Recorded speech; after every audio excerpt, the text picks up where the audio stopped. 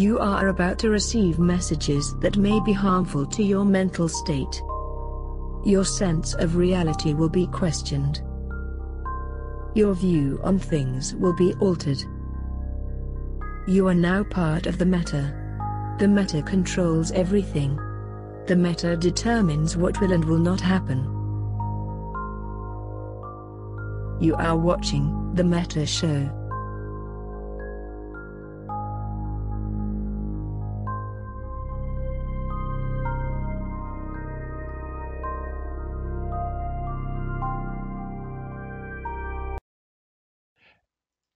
And we're live. Here we are. It is yet another Meta Show, and we managed to get everything sorted out a little bit later than usual. I had to do a complete reformatting of my desktop computer just 2 days ago, so everybody has been bearing with. So I apologize about the delays, guys, to everybody who is waiting. I had to get a lot of help because I can't computer very well. But we have an interesting show here today. We had a big fight that sort of was a fight that sort of wasn't a fight.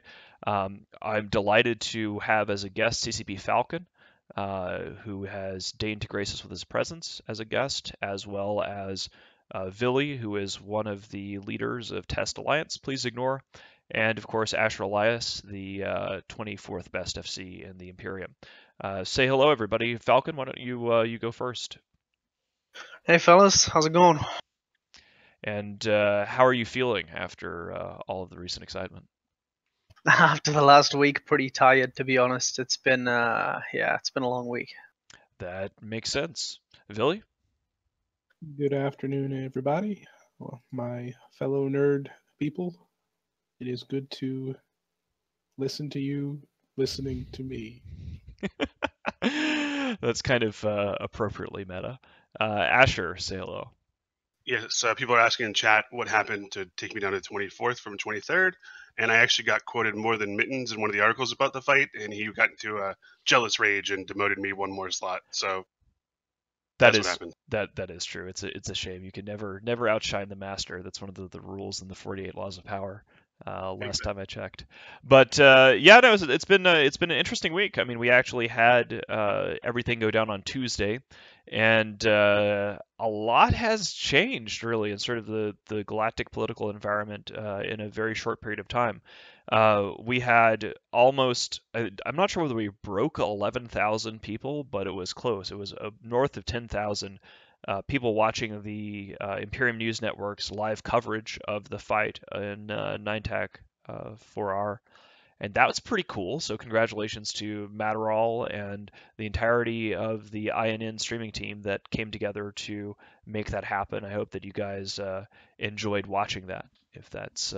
If anybody who's watching now managed to catch that. You know what? I don't even really want to be the guy to give an overview of it. I mean, Asher was really one of the people who helped make everything happen on that fight. So, Asher, why don't you give everybody just sort of your overview of what the hell are we talking about when we're talking about 9R4 or 9TAC 4R? 9TAC 4. Yeah, 9TAC 4. So I don't know, maybe 3 or 4 weeks ago, we decided just to take a swing at this Keepstar. You know, there wasn't a lot to do. So, I mean, when there's nothing to do, you go out, you make something to do. So this was something that we thought, you know, it's out in a place where we can hit it, where it kind of encroaches on us a little bit. So it's a good target to hit. And we had a lot of fights in Australian time zone. We had you know, Horde and Guardians of the Galaxy and all them dropping a bunch of caps on our caps. We had a good cap brawl where you know, we killed like 65 caps or lost 65 caps and we killed like 85, something like that. So a pretty exciting brawl in Australian time zone. And then after that, they retimed it to EU time zone, which meant the numbers went up quite a bit of people who were interested to attend. And so it ended up happening that during the final Keepstar timer, there were over 6,000 people in the system. And just at that point, there was just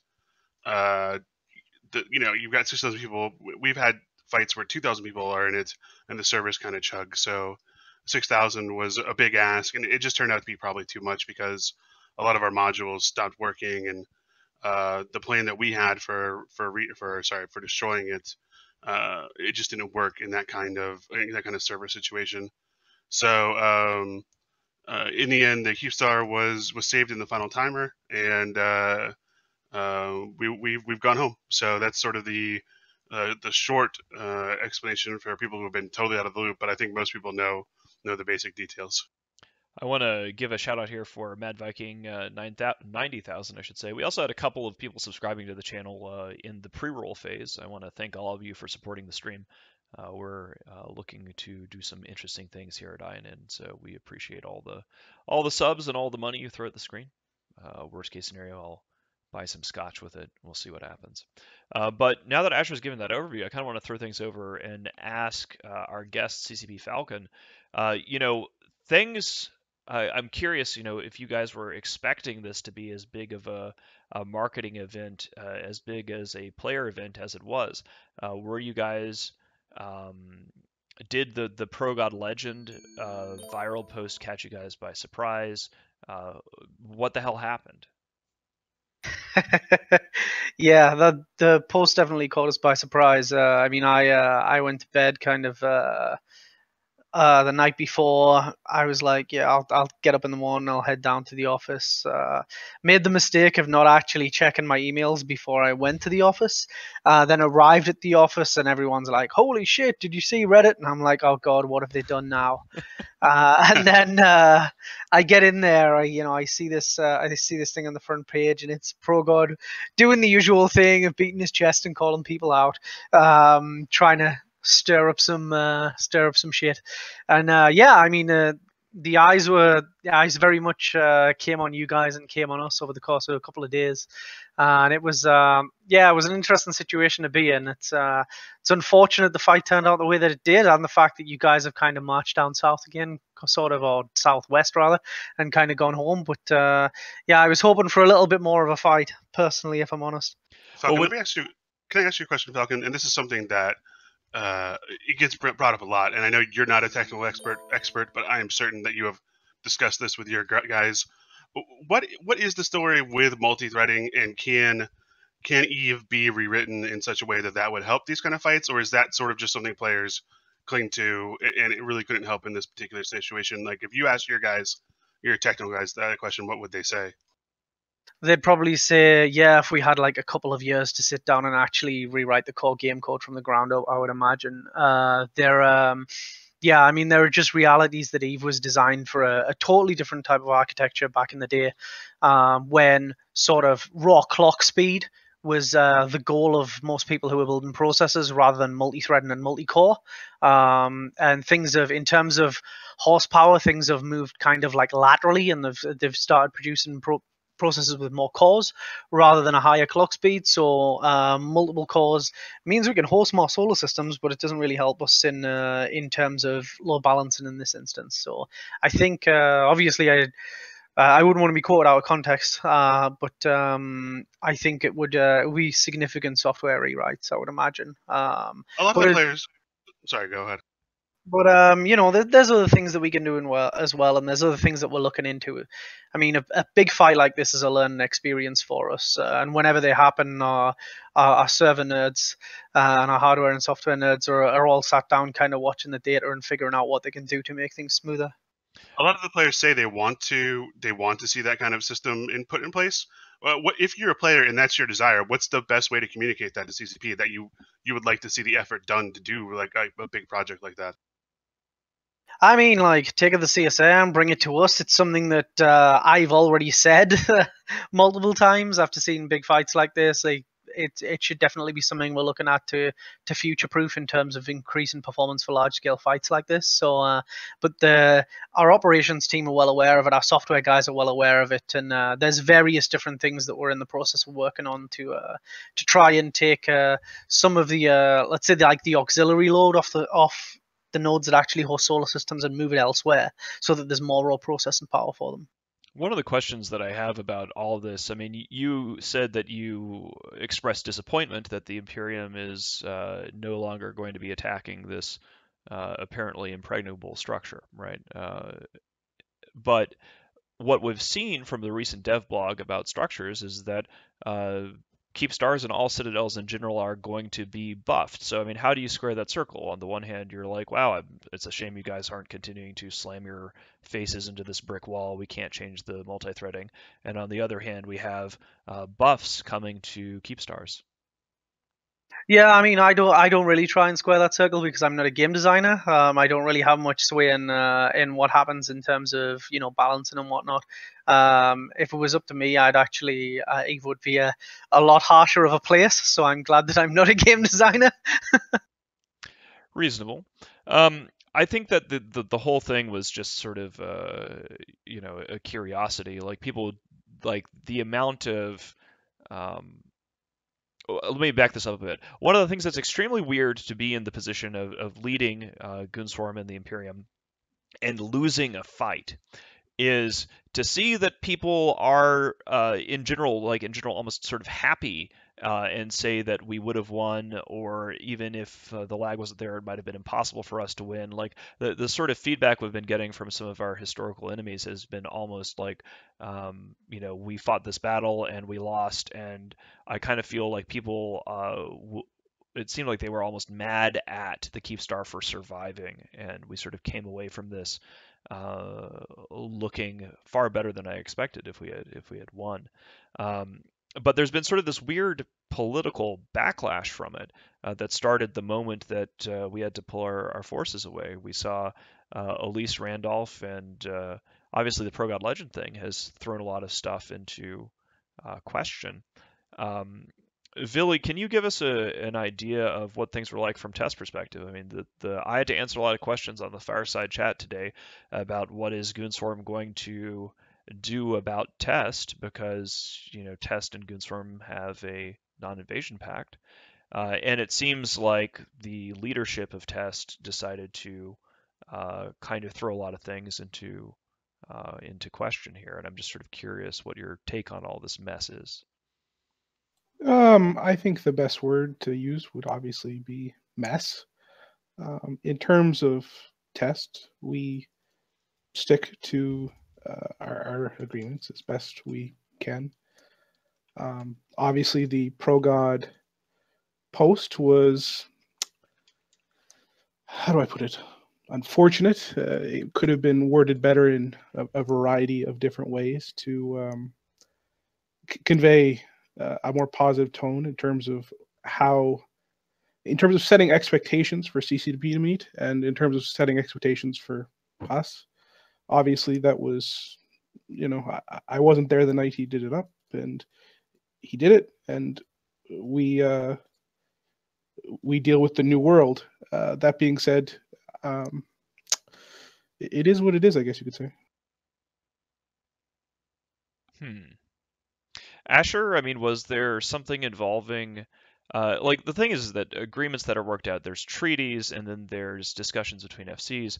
My impression of things had been that, the greatest strategic threat to both Test and to the Imperium is NC. And PL, who combined have a super capital force that can outmatch either Test or the Imperium, and that the basis of our agreements was making sure that we have sort of a mutual defense kind of thing going on, and that whatever takes down NC and PL is better for us. And I know that there were some sort of discussions, and we don't want to break diplomatic protocol by dropping logs or anything like that. But Asher, can you give me what was your take on what happened? Because I know this entire Keepstar attack was your baby. Like Asher planned this thing with everybody else, but he initiated the whole idea of the 9TAC4 thing.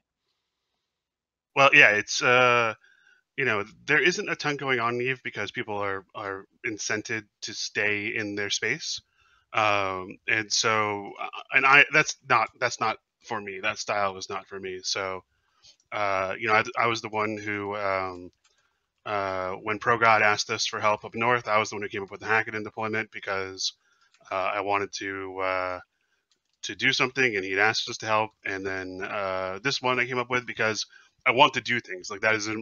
Sitting at home is not in my blood. It doesn't work for me. So that said, I think that the alignment of the galaxy is it's NCPL and sort of goons are on the opposite side, and I would like to have seen Test on that opposite side. I know I've talked to Billy before, and I know he. I don't think it's a stretch to say that he'd like to fight them as well, but No, they're well known to be the long-term adversary of myself. I guess that would be a way to say it. right, and well, that's what kind of why I was disappointed that Test didn't come to this at all, because like there are so few chances to see where NCPL will actually put something on the field other than dunking on Pravi. So I was disappointed that you guys didn't come up to it. I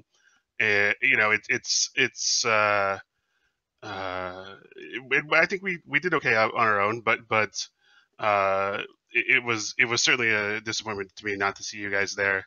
When we see like in Catch, when we see Test and PL and NC fighting, and you guys drop like 20 Titans on them. That's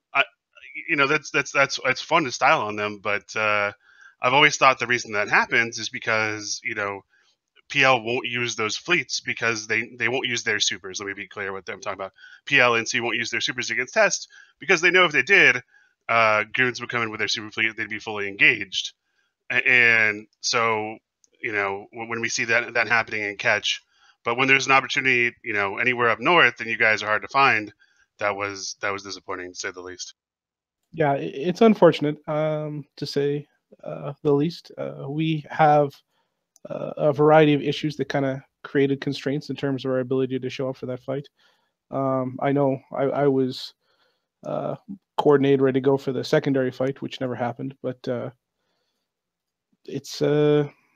it is what it is at this point, unfortunately. Well, here's a question. So one of the arguments that has been made as to why Goonswarm should not be concerned about this is that it's just Pro God Legend, right? I mean, Pro God Legend is Pro God Legend, and he's known for going off half-cocked.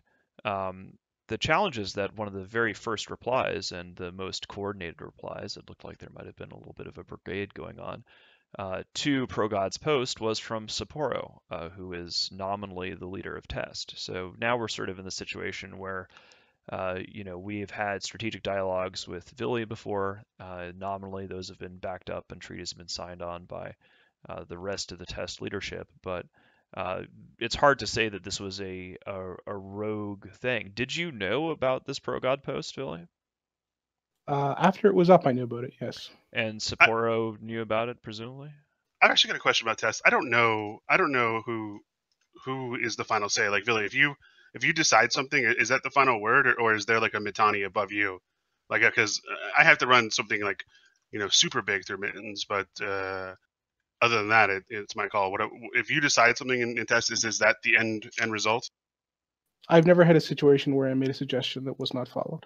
Okay. I've had people challenge my decisions, but never had a decision where it was contradicted in the end, which I think is a good system.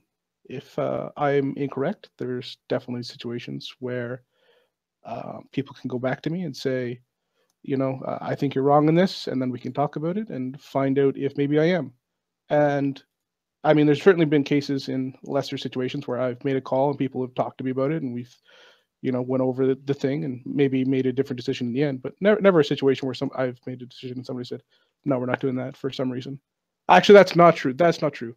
The old logistics director we used to have was a bit of a crankster, and good old Dante would say we're not doing stuff, and he used to say, no, we're not doing that, and everybody just stayed away from him because he did an inordinate amount of work. I want to pivot back to Falcon here, because it's not often that we get a chance to have a guest from CCP. And, we obviously are getting to enjoy a bit of drama and space politics in the aftermath of the 9TAC4 fight. But I'm curious, one of the things that I noticed during the coverage of this, Pro God Legends posts something on Reddit, it goes viral, and I was reminded again of just the, in my view, terrible quality of the games journalism writing about Eve. I read so many things from entities like Vice, people basically just copying and pasting badly not even really a proper copy and paste, just like random ass things said about, Honey Badger Coalition fighting a clusterfuck and over. It was just amazing. There have been a couple of outlets that actually have games journalists that write about Eve that have done a pretty good job. I was just wondering, as you're I know that you're not necessarily on the PR side of the aisle, but you're sort of in that nexus of community and interacting with the wider player base. What's your take been on the coverage of the fight from the media and the aftermath? What have you seen that you liked? What have you seen that you didn't like? No opinion. Let us know. Yeah, I mean, the media is the media, and Eva's for anyone on the outside, and I have this problem myself sometimes. It's really, really difficult to explain exactly what happens in Eve to people who don't play and people who aren't involved with the game. When you get the names of, people regularly get the names of corporations, alliances, and coalitions completely mixed up, that kind of stuff. And I think, I was actually busy kind of nailing down the hatches before the fight happened, so I didn't really cover much of or look at much of the coverage of the build up hype. But the couple of interviews that I had, one with PC Game, one with Kotaku, afterwards, were actually people who either regularly cover Eve or who play Eve. So it was relatively easy to sit down and have a chat with them and talk to them and not sort of get in the weeds about having to explain the basics of the game. But I think, a perfect example was like, was ProGud going on like the friggin' national Canadian news to talk about internet spaceships. And I was just like, how did that even happen? Like, and then the guy is sat there and he's sort of talking about spaceships, and this news anchor just sort of looks like, what am I doing with my life? How come I'm like, I should be reporting on actual wars and stuff, and I'm talking about like pretend spaceships. So it was, it was pretty interesting to see the uptake. It was actually really fun to watch some of the stuff that came out. But the media is the media, and it's generally, I don't want to go full Trump or anything, but it's like it's generally, there's inaccuracies everywhere, So I'm sure there was some producer, that was like, oh, I'm gonna post this video game story. It's gonna be a great little segment. We're gonna get in with the new hip thing. We're gonna connect with the nerd crew, and Falcon, you know who you could quadruple coverage of Eve? You need to tie it into Bitcoin somehow. Like, this fight lost 1,000 Bitcoins. The blockchain in space. Yeah. Falcon, I got a question for you. Well, first off, is your opinion generally that that sort of any coverage is good coverage for Eve? Like, are you happy to see most articles go up just on the theory that it's good to have the name out there? Yeah, I mean, I'm always of the opinion, I'm never of the opinion that like that bad press is unfair. I mean, there's been a lot of coverage. A lot of it's been positive. Some of it's been negative. People have talked about server crashes, lag, latency, anger among our players because of the fact that that things didn't perform as they are. And I'm fine for people to call us out on stuff like that. The reality is that, yeah, there was a fight. No, it didn't go as planned for everyone, and yeah, we learned a hell of a lot from it. So I don't beat up anyone from the media or anyone from the community who calls us out when the server doesn't perform. I actually think the servers performed like a million times better than I expected. When I saw people massing and I saw so many people kind of building up, and there was like, several thousand people still ready to jump in when the player count was spiraling towards 6K in 9TAC4. I was like, yeah, we're going to have a no death. This thing's just going to roll over and die in 15 minutes. And I was super surprised to find that the TQ actually stayed online because we've never stress tested this hard before. So yeah, I mean, people do forget that there's like 8, 24, 64 limits in other games of people who can be in the same area. And so Eve is sort of singularly like one of the few games where you could even have the idea of having 6,000 players in the same area. Yeah, absolutely, and it doesn't always go as planned. We've seen this in the past. We've seen like colossal problems in the past with, balancing and coping with load this big. And, we fight the eternal war. I can remember back in the Great Northern War back in 2003 when a 50 versus 50 fight would make Tranquility shit itself. And there was no time dilation back then. The server just rolled over and died and kicked everyone out. And the first people to log back in were able to shoot at people. So that really sucked. And then I can remember given inches and we've been taking miles for a long time. Yeah, and I mean, I love the fact that this is a problem, as stupid as it sounds, because it means that, pushing the envelope, there's still something to fight for. People are still engaged. And it is a pain in the ass when, we say, hey, we can support 2,000 people and you guys bring 3. Hey, we can support 4,000 people. You guys bring 5. Hey, we've managed 5,337 people in MTACO. It was a slideshow, but the server didn't crash. And all of a sudden, you fuckers turn up with 6,100 people. And it's just like, well, I guess we're on this fight again. Did your internal metrics show an uptick in new player interest after the coverage or after the fight? Around all fights like this, we see a lot of interest in EVE. We see our results for search engine optimization go through the roof. We generally see a lot of people come in and they'll start alpha accounts, they'll just try the game and see what it's about. So yeah, we usually generally do see a decent sort of surge in activity in terms of people coming in and trying the game.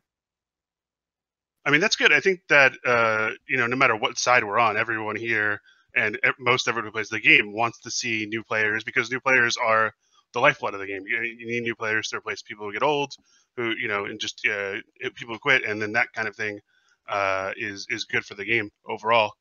I have one more question that you kind of mentioned earlier. You said, I'm not a game designer. And is it tough, like, when you have a really strong opinion on it, how something should be designed, and your design crew doesn't go through it because you're so close to it, but you don't actually have to run, you don't run that particular department, you have your own area? Is that a hard thing to do, or do you feel like at least you could put in like a word in the ear and have some influence? Yeah, I mean, like I chat with the game designers pretty regularly. I keep up with what's coming, and what changes are upcoming, and what's happening generally with game design and what's going on, and balance as well. And yeah, at times it can be like the worst thing. The thing that I hate the most is when I know there's a change coming to a ship that I like, and I don't like the change, and I'm like, fuck, like I'm gonna have to adapt. I hate this. That's the main thing that really grinds my gears. But you cope with it and you adapt like any other EVE player does, because it's being done for a reason. But yeah, I mean, it doesn't matter who you put in place.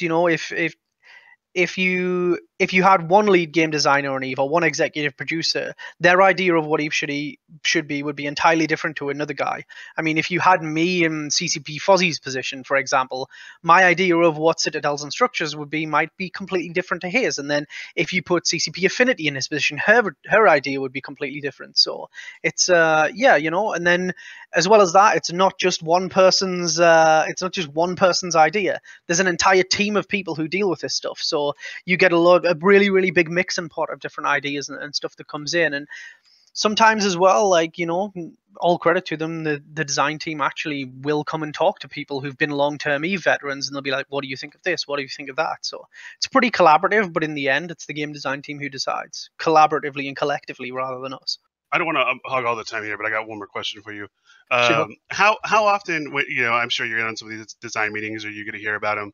How often does it get really, really intense? Like someone believes one thing and someone believes the opposite, and there's a big drag out fight, or just like an argument, a passionate argument over what's the best way forward for you guys?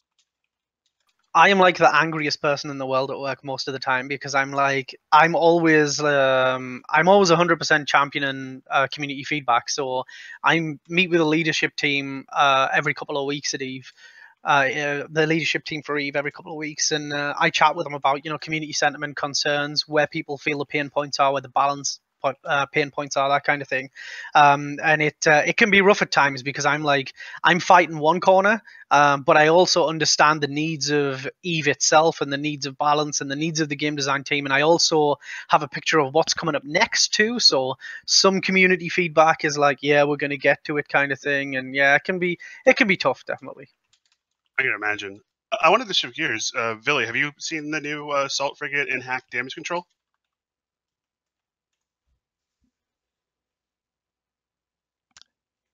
Wonder if Villy just wandered off. Villy. Say sorry again. I was listening to stuff. Have you seen the new assault frigate and hack damage control module that's on CC now? Yeah, does it still have the 5-minute cycle time? I think the cycle time is 120 seconds now. I think 120 seconds. Oh, Jesus. Yeah. Yeah, and it. Yeah. Oh, Jesus. So you don't like it? I'm judging. What do you think about it? I think it's a dangerous module. Let's say it creates a situation where subcapitals are allowed to basically almost guarantee that they will catch reps, or you're creating a situation where the RD meta is even more reinforced. And I don't know if either of those things are good for subcapital PvP content. I guess we should probably explain what it does, because there's probably a lot of people who don't know. I'm But curious that might on be- this actually. Like I've been paying Yeah. attention to the meta politics. I didn't know if there was a new module for Hackstar Astrigs. Yeah, so it's a damage control, and basically it's a T1 damage control regularly. It's not as good as a T2 damage control normally, but it's a button that you can press, and when you press it on for 20 seconds, your ship gets really high resist, like 90-95%. So it could take a lot of damage. Your EHP can go up to like 400-500k. And it can only be fit to assault frigates and hacks heavy assault cruisers. So I guess there was a really bad mic pop. Sorry, dude. And the module doesn't burn out. It just has a downtime when you cycle it off. I think it's a really good idea. I think it'll add a lot of interesting play, because RD is so strong right now. It's something to talk about, that you have. EVE is a game that has a lot of design debt, and that's one of the biggest design debt there is artillery, because of the way it works. It's either too good or useless. So it's really hard to balance artillery to the point where you're like, well, this is in a good place, because if it does what it's supposed to do, which is alpha strike ships, then that's all you want. And if it doesn't do that, then it's not nearly as good as anything that has constant DPS. So I think the hack damage control might be a fun way to counter that, because you can play around with target switching. You can play around with locking a bunch of people up and trying to get them to pop their thing early before you start firing. And hacks already don't have a lot of extra EHP to begin with. So I think we might be seeing more Serb fleets, more Ishtars, maybe even bring something like a Sacrilege back into the meta. We haven't seen the Sacrilege actually useful for anything in more A than long a time. decade, almost. It seems like it's certainly never. God, it's been forever, and it's a shame too, because it's a badass looking ship. Yeah. I want to bring things back to sort of a broader meta territory here for a bit. I want to sort of go around, like we've been talking about the 9TAC4 stuff, but I kind of want to find out what everybody thinks is the most surprising aspect of that fight. And I don't just mean like, hey, a lot of people turned up, but like pick something out of that was particularly unusual. And I'll start by saying that one of the things that struck me as extremely unusual in that fight is that Northern Coalition it seemed to form like 900 people from NC Dot, and that did blow my mind. I haven't seen NC Dot put that many people on the field, flag from that alliance, and I think it does say interesting things about the power dynamic between NC and PL, and who is the big dog in that relationship. And then I'm going to pass things off. Villy, what did you think was the most surprising takeaway from 9TAC4? I don't know if there really was any surprising takeaways for me. I mean, it was a beautiful fight to watch in terms of like tactical play by the commanders. Like throughout the fight, I was watching, and at first I was like, oh, goons haven't moved their Titans in, and then I was watching the NC Titans disconnect en masse, and I'm like, maybe that was a really interesting play. Actually, maybe that was the better play. But I mean, the fact that the system lagged out, that was not shocking. The fact that fighters couldn't launch, I guess that was maybe surprising. But I know that space priority fighters in a defensive position like that are so massively overpowered, just because you can't reinforce the friendly attacking fighters. So usually you're looking at a 2 or 3 to 1 advantage in terms of fighter air superiority battles if they're over a keep star. the fact the system kind of capped around like 5,600 was a little interesting, I guess. Nothing was like super like, oh wow, I'm surprised at that. But there was a lot of little interesting elements that kind of played out throughout the fight that I think many people can kind of appreciate. But there was nothing that was, super shocking to me. Asher, what was your surprising takeaway from the 9-4 fight? I would say the numbers on both sides. I would say that the amount that we formed probably surprised a lot of people. We knew internally what we had, but I don't think people had seen yet what we could do. I think a lot of people thought that that we were in a worse position probably than we are. So I think that surprised a lot of people. And NC formed a lot. We know they've been taking a lot of people and taking in a lot of corps. But yeah, you kind of alluded to this, but it used to be NCPL, and PL was number one. They were the leader of that coalition or alliance, whatever you want to call it. But it's clearly flip flopped to the point where NC is the top dog, and PL is almost an also ran at this point. You had GOTG forming up sort of better numbers than PL was putting on the field, and I'm talking about Super Titans, which is, if I told you that 2 years ago, that Sword Dragons coalition would be on par with Pandemic Legion, you would have laughed me out the room. But that's true, yeah. Now how the mighty seem to be in decline. I don't know. It's going to be curious to see how, if PL has a renaissance. I mean, Elise was doing the rounds, so Elise and Grath have both been hitting the talk shows, so there is a public presence. Falcon, what was your surprising takeaway?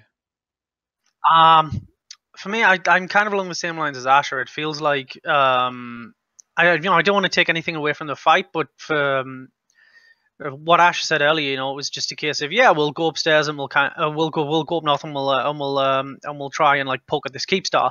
And I was sort of wondering myself what the undertone was to the fight, and if you guys were going to stay up north, because it was just the sheer amount of hardware that got committed to a fight that really a Keepstar that no one seemed to give a shit about over long term. It was sort of like, we're just going to go upstairs and we're going to poke at people and see how things go. So yeah, I mean, just the sheer numbers that were committed to the fight, and I was really surprised as well. Although server issues aside, I was really surprised that you guys sort of thought, screw it, we'll just go back down. We'll go just retreat to Fortress Delph kind of thing and just take it easy down there. That was a big surprising thing for me. I expected you guys to stay up north a little bit longer and poke at people. What? I don't know, just have a few good fights. It seems like a lot of people have just been, I don't know, like Asher said earlier, and like you've said yourself, and a lot of other people have said, people are like spoiling for things to do right now because current game mechanics put you in a position where you don't really need to leave your own space. So yeah, I mean, I think I kind of felt from this fight, it was sort of everyone just wanted to get together and have a brawl, and then maybe have a few fights afterwards. But yeah, you guys decided to head back down south, so I don't think that's fair, though. I don't think the situation is that people don't need to leave their own space, because I think people do. I think it's people can't leave their own space because of the static nature of drawing resources from your own space. You're very much rooted to your home space, and it creates a situation where you can deploy for a time, but not for an extended period. If goons stay up there for another month or two, they're sacrificing the pretty significant industrial gains they continue to make in Delve to a degree. It's a tricky thing because the way the system works, it just doesn't allow alliances to deploy in a meaningful way like the goons had long term. I mean, I'm gonna go ahead, and I appreciate Billy sort of jumping in front of that. It's curious to me. Apparently, I'm looking at a chat channel, and somebody said that apparently I rolled pretty hard there. I wasn't doing that intentionally, so that makes it an even more at me top. Or at Falcon? No, at the discussion of us staying up north. I mean, what are we gonna do in this environment? I think there's some interesting strategic implications that I'm going to go into in a moment, but let me sort of lay this out here. We went up north to poke the Keepstar because it did give us something to do, but then beyond that, we already have had SIGs and squads deployed up north, and they've been having small gang content and ganking people and doing that for a few months. However, in terms of large-scale content, it's a bit unusual to suggest that we should simply magic up some good fights when if we're not attacking a keep star, which we apparently can't do without breaking the servers, use those large numbers to do what? Engage in Fozzie-Sov gameplay, which everybody hates. I mean, you can't take, that number of people and go attack Sov for regions that's worse than our region. I mean, our members have told us loud and clear they do not want to do that. Our people explicitly are doing SIGs and squads, and they came out in such great numbers because they wanted to have a single point battle that didn't involve fucking Fozzie-Sov or Sov lasers or any of this bullshit. The reason why people are hungry for a real fight is because this seemed to be one of the only opportunities to get one, to have a big fight. And I want to point this out especially because earlier in the program, you were saying that sure enough, Asher was asking Falcon, do you see a number of people get interested in EVE? EVE gets a huge number of new players. It gets marketing push. EVE, the engine of success of EVE, is big fights, big wars in nullsec. And yet, time after time, we are told that we should not do this. The Sov system was changed in a way to try to spread fights out, and nobody likes it. So everybody turned up hot and bothered for the Keepstar fight, and I do find it a little bit galling that people are expressing surprise that we would just turn around and go home. It would be good for the game if there was a Sov system that allowed actual fights to take place. But I don't know. Asher, what do you think? Well, what I wanted to say is that, we went up and we fought against the Keepstar fight when no one really expected it, and we brought everything there, and we gave the other side an opportunity to do the same. They did the same because they all want to do that, right? We've had up in Roar, we've been fighting under the North's super capital umbrella. We've had 17 sub-capital engagements. We won 16 of those 17 fights. The one fight we lost, they brought 5 times our sub-capitals. Before that, we went to Hackaden and we fought under the North Super Cap umbrella. We didn't bring ours, but we went there and we did that because we wanted to fight. And you look at the actions of, let's say our enemies, let's say NCPL. What did they do during that time? Well, before we went to Hackaden, they went to Pravi and they farmed Pravi. While we were up fighting up at the North, what did they do? They went to Pravi and they farmed Pravi. What were they doing right before we went and fought the Keepstar? They were in Pravi farming Pravi. So if you want to be in the place where people go in and do things, if that's the game you want to play, it's pretty obvious to me where you should be. If you want to go to the place where you can farm Pravi, you know where to go. That's what I want to say. That's a pretty sick burn in the terms of recruitment pitches. Yeah, I mean, it's one of those things where we are always going around the galaxy doing something. We have SIGs and squads deployed. When we go places, the rest of the galaxy suddenly says, oh my god, there's content, and then they all come to fight us, and then they get butt blasted one way or the other. And half the time it's like, ooh, goons brought too many people, or the other half the time it's goons never commit. So whatever, fuck it. What I will say is this. We have seen, even though the point about the Keepstar not mattering and us just turning around and going home, as if there was some magical world of not Fozzie-Sov gameplay that we could all engage in that would be so much fun, that we just turned our backs on, and EVE is a worse place because of it, which is horseshit.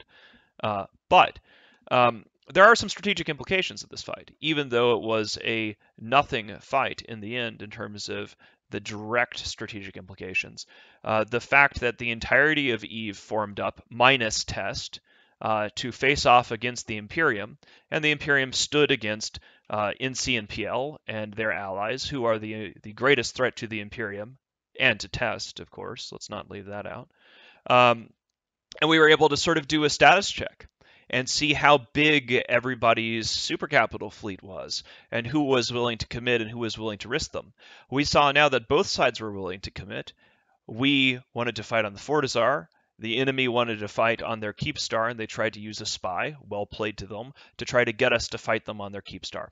So both sides came to the party, nobody backed down, everybody was ready to go, and everybody had pretty close to even sizes. So that is going to have some implications that are going to go around for a while. You don't actually get a chance to see everybody form up to their maximum strength very often in nullsec.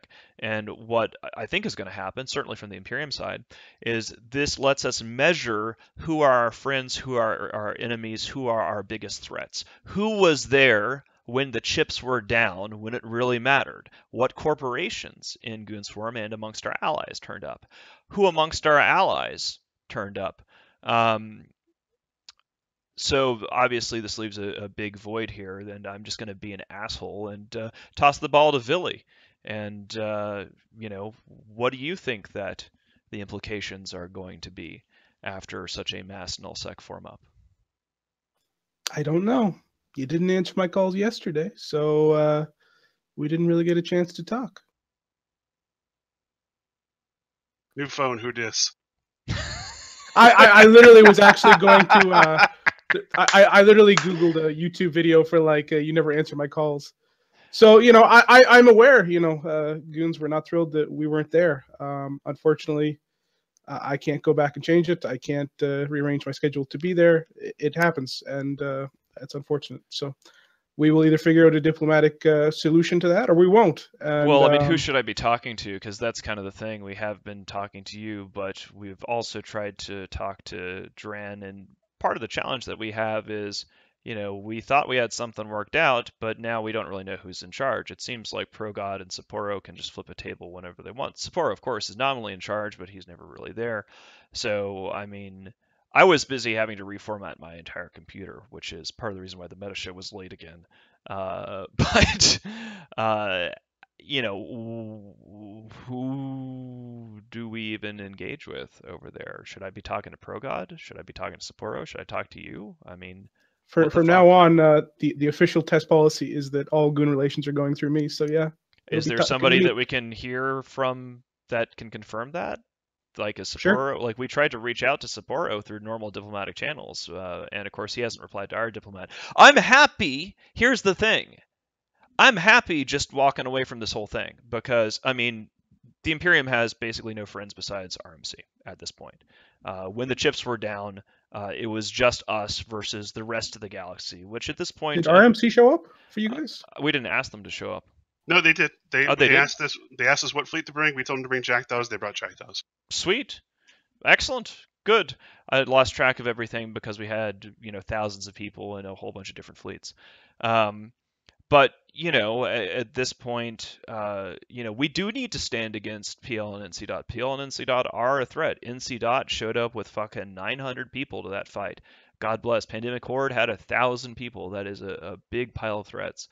And they, we have to figure out our own shit about that, and that is.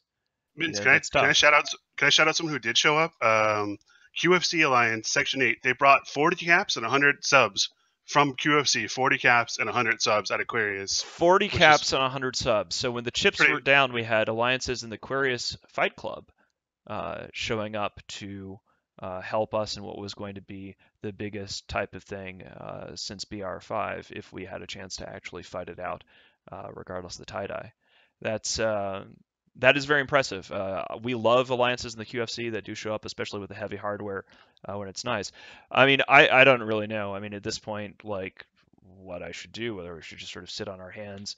I don't want to call out ProGod too much because then Test will rally around behind ProGod. Yay, ProGod, he's the best thing ever, but I don't want to break treaties, but it seems kind of like I can just say, hey, look, if you guys aren't going to help us fight PL and NC Dot when it fucking matters, then why should we show up to help, when PL and NC Dot are there in Proby? And what would you do in my position, Billy? I don't know because I'm not in your position, and sometimes it's extremely difficult to put yourself in another person's shoes, to say the least. That being said, I don't know what I would do in your position. I mean, I'm not going to invade you. I'm not going to declare hostilities on test. We don't want catch, right? I mean, the Fortizars. No, I don't imagine you do. I mean, That's... I see PL and NC Dot, who are our mutual enemies, are busy trying to make hay of what they're calling the betrayal Fortizars, and we're all adults here. And Oh well, I'm who is it? Avery? Is it? Yeah. Avery Lewis. Yeah. He's very determined that he's going to manage to rebrand calling Test to Tappy. But I think Tappy's a very good name for you guys. Oh, don't you fucking start, Asher. Well, I'll fucking kill you. I don't think, and here's the thing on the so-called betrayal Fortizars. They are probably dropped in error, and they're listen. I was there the night they were dropped. I was dropping because we dropped 3 of them. I actually had a goon fleet who I was coordinating with that night. I thought they were good. They're not. We're pulling them. Cool. If you guys are pulling them, that's awesome. And that's the thing, is that like we can put sort of water under the bridge here. The challenge really is just there is a threat to both of us. It's just if we're running from the bear, and the bear is PL and NC Dot here. Well, I think you've just established over the last week that you guys don't need to run from the bear. You're ready to what do they do with bears? Not like the bear pit fight, but like I guess you just shoot bears. I don't know. Brawl with the bear. Well, I mean, I don't know. It's an interesting position. Like I could just do nothing, but whatever. I don't want to be too much of a dick about it. It's just that, you guys did kind of slap us in the face with your cocks in front of the entirety of the internet, and it was made personal. Like, it's weird when you have like 1 million people on the internet reading about something, and the first paragraph of the thing that they're reading is basically talking about how as an individual are a horrible person. Because I've had hate mobs come after me before, many times now. It's not too much fun. This one didn't kick off as a hate mob because the whole Mittani stuff that Pro God Legend put in there was way too esoteric for a lay audience to get butt blasted about. As much as I did sigh when I read the post. To be fair, I think at one point he did call you the greatest EVE player ever. Well, yay me, I guess. I got nothing to say in terms that can you fix that directly. So well, I'm glad that you're that we're having a mature conversation about it. I mean, I'll be honest. In front of 1,000 people, I'm sure. Well, it's good. Like we have to make sure that we're setting our boundaries. If we showed a massive capital fleet and then didn't enforce boundaries and have mature conversations, then we would seem weak in front of everybody after showing all this strength. So it's sort of an awkward thing for all parties, but I don't want to give Pro God Legend a victory by having us all, or PL, seeing PL herf all these blurfs about how they want Goonswarm and Test to go to war just makes me want to find a way that we can work things out in in an adult way without any bullshit. But now that Asher, what do you got? You ever heard of a sacrificial anode? It's something that you might hear about in boating, saltwater especially. It's this piece of metal that you put on your boat, and the idea is that all the corrosion that saltwater causes goes preferentially to that, and it protects the rest of the metal parts on your boat. When you're in Goonswarm Federation, that is one of the nice things, is that everyone just loves to throw the hate at you, and so no one pays any attention to anything I do. It just goes. So you're my sacrificial anode. You take all the corrosion from me. I appreciate that. It was really weird. Like I mentioned that on the big talk show stream that we had for the night when I came on at the end of the fight when we called it that we were gonna lose the fight, and it was weird to see the call out because I've been pretty busy with personal life shit for the last few months, and so I've been sort of like. I've been around, I've been running meetings and making sure that the trains are running on time as best as I can, but I haven't been out there herfing all the blurfs. There's a difference between mittens on, full-blown speed mode, let's do all the things versus just sort of normal space tyranting. And I've not been super, super front and center the last few months, and so it was a little weird to see it all about me when it's not. But what can you do? Well, Falcon, I want to give you an opportunity. I'm going to bring it all back around here. Like, I want to apologize for getting as angry as I was, since we're all going to sort of hold hands here and sing Kumbaya. I actually can't. I can't tell whether you were. I mean, you gave me a perfect layup there, talking about how Eve gets so much attention for big fights and new players and things like that. So. Actually, you know what? I'm gonna, just give you. We don't have to respond on that. I think Asher has another question for you. I want to sort of bring this back to you before we end up closing out the show. Asher, what do you got for Falcon? Actually, I wanted to pitch him. We got a CCP guy in here. I'm gonna take my shot. Hey, Falcon, how about a module that we can turn off tethering? I think that would actually really encourage a lot more fights if you could, if like you gave a module with like 50% resist that one side could rep and the other side could shoot. You could bring back station camping. You could have fights on Fortizars and Keep Stars, and it give you something to fight over. So that's just something I wanted to throw out there. Tethering is part of a lot of the problems that we have, and one of the reasons I think both sides weren't willing to go big, even though you had FCs on both sides saying I would love to go in and all in and duke it out. So we'd love to see some way to turn tethering off and fight over it would be even better. Yeah, I mean, like I said, if I was a game designer, it would be a very different place. I personally don't like tethering at all, but that's just my opinion. It just would not be a thing if it was my decision. I'm the Judge Dredd of I Am the Community, so I'm bringing it to you.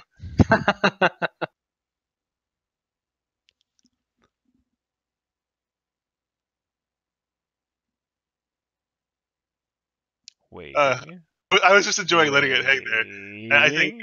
I think that he. I think Falcon can't like say, "Oh, that's a great idea." Like, you just have to say, "No, okay, man, my opinion on tethering is well known. I just it's there for a reason. The game design team have their reasons to have it there, but I'm not a fan of it. It's not my thing." How often do you have to go out and say like oh how often do you feel like you've gotten marching orders? This is the thing where I don't really care for it, but I have to put my best spin on it. Obviously, every job has something like that where you have to. What is the feeling for you when you have to do something like that? This is the thing. I never get marching orders like this. It's a case of if I don't like something, I'll tell people that I don't like it. That's just the way that it is. Like I think everyone who's known me for a long time, since before I was with CCP, back when I was an EVE player, knows that I prefer to shoot straight. I'm not going to bullshit people. And there's various things about EVE that I do and don't like. I'm sure there's various things that many CCPers do and do not like about EVE, and it's just life. Have you seen too much of the Sausage Factory? If you were to leave CCP today, you found another job that you liked, could you play EVE, or is it too late for you? Oh shit! I would be eating those hot dogs, man. I'd be straight back into the game full time. Right, no worries. The sausage. All right, nice. That's good. That's good. No, it's a good sign all the way around. I mean, I think that EVE is actually there's some things that I'm obviously unhappy with, but I think that, in general, EVE has been improving recently. I mean, we keep hoping against hope that something will finally be done about FozzieSov. There's this huge disconnect in the discourse that CCP has of going, yay, we like big fights when it comes to being a marketing or PR thing, and then complaining about people in NullSec as if we are obligated to provide the marketing events for CCP. Instead of having the game be structured in a way that has these big fights. And we would do the shit, every other fucking week. They wouldn't be as big as a BR5, but under the Dominion system, it inherently resulted in constant single point fights over conflict drivers. Now we don't have conflict drivers over... Actually, here's the thing. We talked about this a while ago with structure changes and how important R64s were as conflict drivers.